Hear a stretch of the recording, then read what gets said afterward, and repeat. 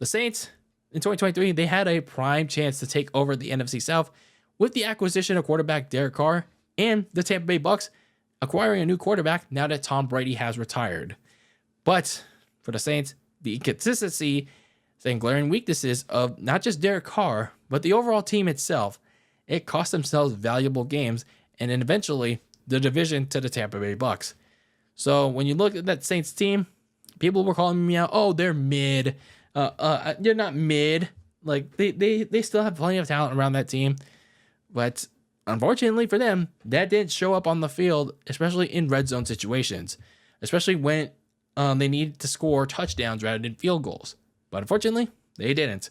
And their season ended at 9-8 and missed the playoffs and the division to the Bucks. So, Saints, how are they going to rectify that? How are they going to try and win this putrid division? Well, looking at the one key offseason event for the New Orleans Saints, they replaced their offense coordinator, Pete Carmichael, with Clint Kubiak in hopes of trying to try to spark this offense in any way, shape, or form, especially try to spark up Derek Carr.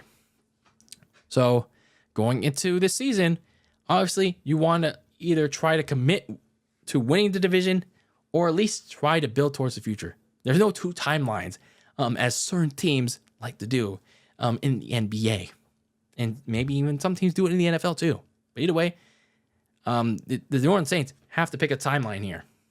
Commit to winning the division or build towards the future, especially when you look at some of their key offseason moves, because once again, they're like the team, one of those teams in the NFL that were like well over the red, well over the salary cap. Like they didn't have any money to spend, so they had to make a lot of cost-cutting measures, like releasing Michael Thomas. Unfortunately, he was no longer producing at the level he once did. They also let go Jameis Winston to the Cleveland Browns. They also let go two of their key offensive linemen. Andrews Pete, he left as a free agent, and then they released Max Garcia.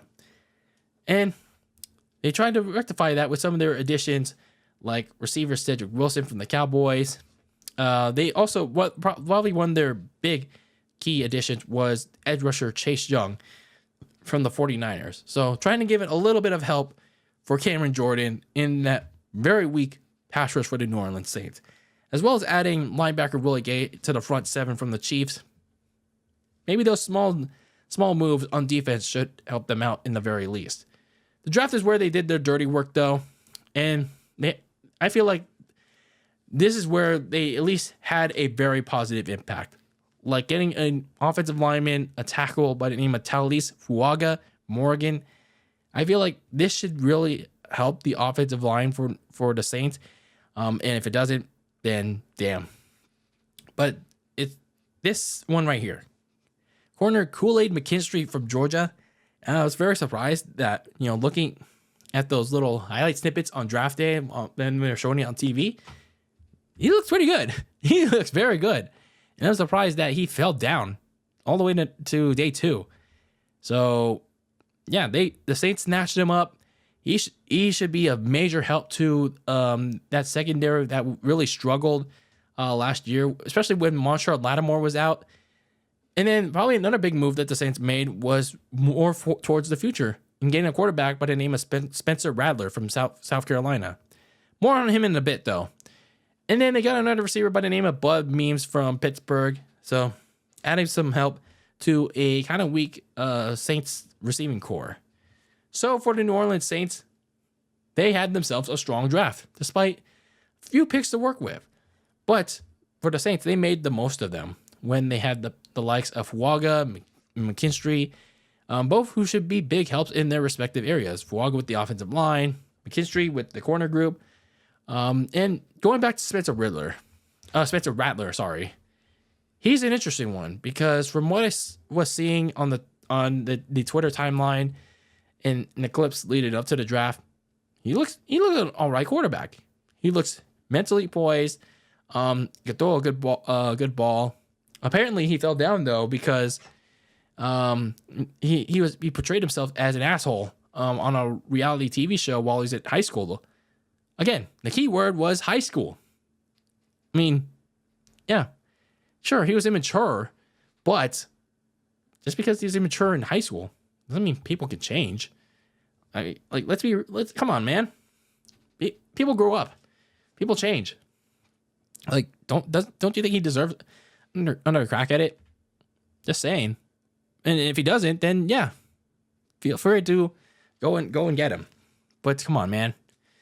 I feel like there was no need to go after the guy and make him fall down that hard. I mean, it is what it is at this point. It's a moot point. But if Spencer Rattler develops well and lives up to, well, the hype that he could have gotten, then the Saints could figure out to start him sometime in the future once Derek Carr's big fat contract is up, or whenever the Saints decide that, oh, okay, maybe it's time to check out Spencer Rattler and what he could bring to the table as a starting quarterback in the NFL and to our team. But on the more negative note, there are still a lot of major issues on both sides of the ball. When you look at the offense, Derek Carr is still going to be lacking help at both running back and receiver, because all you have on a running back is Alvin Kamara, who has missed considerable time in the last 2 seasons. And looking at the receiving spot, Chris Olave and Rashid Shaheed. Now, I know you drafted a receiver by the name of Bud Means, but we have yet to see if he's going to have any kind of meaningful impact and any kind of significant playing time in the regular season. So if he's going to be a impact player, then great. But that is remains to be seen. Defensively, Cam Jordan, outside of Chase Young, isn't going to get much help in the pass rush, which is going to, again, lead to more pressure onto the secondary. They're going to have to perform very well again. And that's going to also depend on whether Marshawn Lattimore is going to stay healthy. And if he does stay healthy, that's going to be a big boost for Kool-Aid McKinstry. But that remains to be seen. This group is going to be seriously tested. So looking at some of their key games going into 2024, week 1, a division game very early on at home against the Carolina Panthers. But then you get a gauntlet against the Dallas Cowboys on the road, and then you come back home to take on the Philadelphia Eagles and Jalen Hurts. That's going to be a tough one right there.